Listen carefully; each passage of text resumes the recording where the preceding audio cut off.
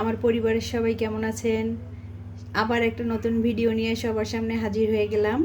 আজকে হচ্ছে রান্না হবে রুই মাছ দিয়ে কলার একটা সাধারণভাবে তরকারি। চলুন তাহলে দেরি না করে রান্নাটা শুরু করা যাক। রান্না করার জন্য আমি হচ্ছে চুলায় কড়াই বসিয়ে দিয়েছি। আর এই মাছটা হচ্ছে চাষের মাছ না, এই মাছটা হচ্ছে দেশি যে নদীতে যে মাছগুলো হয় ওইখান থেকে হচ্ছে আসার সময় মামুনির পাপা হচ্ছে একটা রুই মাছ নিয়ে আসছিল, ওটা আমি ধুয়ে কেটে সুন্দর করে পরিষ্কার করে নিয়েছি। এখন হচ্ছে আমি লবণ হলুদ দিয়ে সুন্দর করে মাখিয়ে নিব। আর আমার কাছে তেল মশলা মানে রান্নার থেকে কম তেল কম মশলা দিয়ে রান্নাগুলোই বেশি পছন্দ হয়।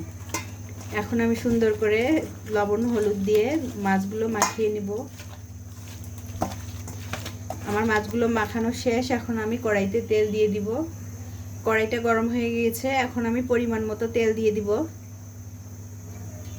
আজকে হচ্ছে কাঁচকলা দিয়ে রান্নাটা হবে। আমি আগে থেকে কলাটা কেটে রেখেছিলাম।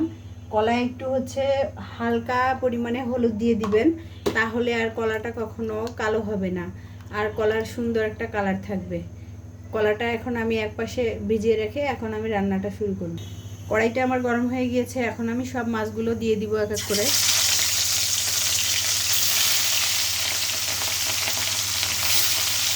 মাছগুলো এখন আমি সুন্দর করে লাল লাল করে ভেজে নেব।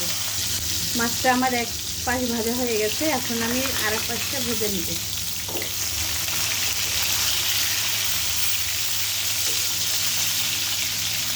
আমার মাছটা সুন্দর দেখুন লাল লাল ভাজা হয়ে গিয়েছে। এখন আমি মাছটা তুলে রাখবো।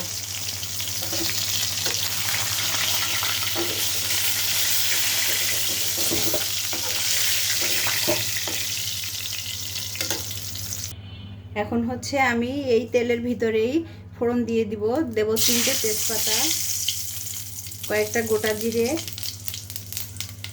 আর হচ্ছে একটা বড় সাইজের পেঁয়াজ দিয়ে সুন্দর করে কষিয়ে নিব।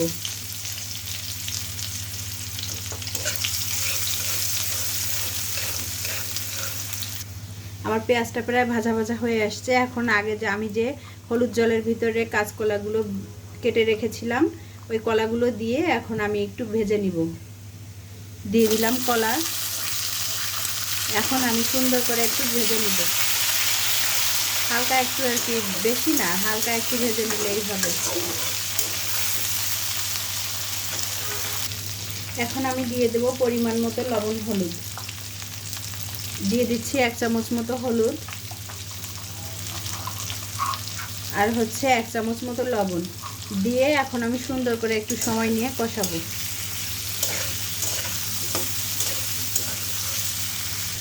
আমার কলাটা সুন্দর করে কষিয়ে নিয়েছি। এখন আমি হচ্ছে পরিমাণ মতো জল দিয়ে দিব। আর কলা সিদ্ধ হতে বেশি সময় লাগে না, আমি যেহেতু একটু কষিয়ে নিয়েছি তাই তাড়াতাড়ি হয়ে যাবে। এখন আমি 5 মিনিট মতো কলাটাকে জাল করে নিব। এখন আমি হচ্ছে আগে থেকে কয়েকটা কাঁচা মরিচ আমি ব্যবহার করব, কারণ আমার শুকনো মরিচ খেতে পছন্দ না। এর জন্য আমি হচ্ছে কয়েকটা কাঁচা মরিচ এখন দিয়ে দেব ভিতরে, দিয়ে একটু নেড়ে দিব। আর আমার হচ্ছে এখন আমি ভিতরে অনেকটা আমার তরকারিটা হয়ে গিয়েছে, এর জন্য আমি হচ্ছে ভিতরে মাছ দিয়ে দিব।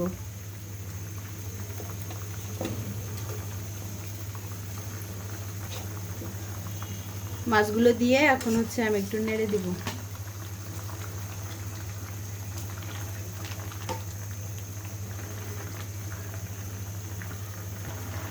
আমার রান্নাটা প্রায় হয়ে আসছে। এখন আমি হচ্ছে 1/2 চামচ মতো দিয়ে দিব ধনিয়ার গুঁড়া। এটা ভাজা হচ্ছে, ভাজাটা দিলে ফ্লেভারটা বেশি সুন্দর আসে। আর হচ্ছে 1/2 চামচ মতো আপনার জিরে গুঁড়ো, ভাজা জিরে গুঁড়ো, এটা দিয়ে এখন হচ্ছে আমি একটু নেড়ে দিব। আমার রান্নাটা হয়ে আসছে, আর 1 মিনিট মতো রান্না করলে আমার রান্নাটা হয়ে যাবে। দেখুন কত তাড়াতাড়ি কত সুন্দর করে রান্নাটা হয়ে গেল। দেখুন কত সুন্দর একটা কালার আসছে, আমার রান্নাটা হয়ে গিয়েছে। তো চলুন এখন আমি নামিয়ে নিব। কতটা কম সময়ে সুন্দর করে একটা রান্না হয়ে গেল।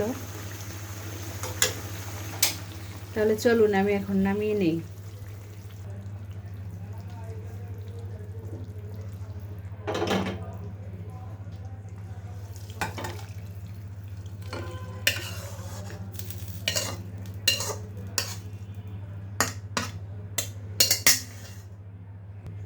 দেখুন বন্ধুরা, আমার কত কম সময়ের ভিতরে কত সুন্দর করে একটা সুন্দর রান্না হয়ে গেল। আজকের রান্নাটা হচ্ছে রুই মাছ দিয়ে কলার সুন্দর একটা তরকারি। ঠিক আছে, তাহলে ভালো থাকবেন। ভিডিওটা আর বড় করব না। আমার বন্ধুদের, সকল বন্ধুদের আমার পাশে থাকার জন্য আবার অনুরোধ করছি, ভালো থাকবেন।